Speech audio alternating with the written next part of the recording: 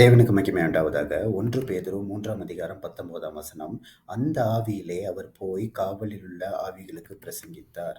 அப்படின்ற வசனம் ரொம்ப தெளிவா இருக்குது.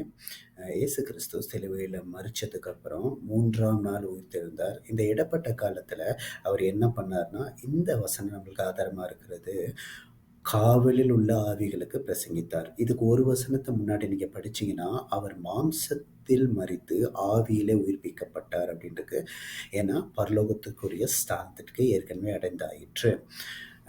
நம்ம எல்லாருக்குமே ஒரு கேள்வி இருக்கும். இயேசு கிறிஸ்து வரத்துக்கு முன்னாடி அநேகர் இருந்திருப்பாங்களே, நல்லவங்களா இருந்திருக்கலாம். இல்லை சில பேர் இயேசு கிறிஸ்துவின் ரட்சிப்பே இல்லாமல் ஒரு வேளை மறிச்சிருக்கலாம். அப்போது அவங்க ரட்சிப்புக்கு என்ன பண்ணுவாங்க அப்படின்னா, இந்த வசனத்தை ஆண்டவர் சொல்கிறாரு. அப்படி ரட்சிப்பு இயேசு கிறிஸ்து இல்லாமல் பாதாளத்துக்குள்ள காவலுக்குள்ளே இருக்கவங்களுக்கும் ஆண்டவர் பிரசங்கித்தார். ஏன்னா அந்த வார்த்தையை கேட்டு விசுவாசிப்பவர்களுக்கு அங்கே ஒரு விடுதலையை ஆண்டவர் வச்சிருந்தாரு. அதனால ஆண்டவர் பட்சபாதம் உள்ளவர் அல்ல, எல்லோருக்கும் தம்முடைய ரட்சிப்பை பிரசங்கித்திருக்கார்.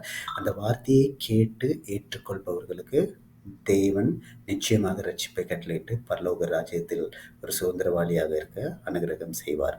தெய்வன் தாமே இந்த வசனத்தோடு வார்த்தைகளோடு உங்களை ஆசீர்வதித்து உங்களை பெருக செய்வாராக.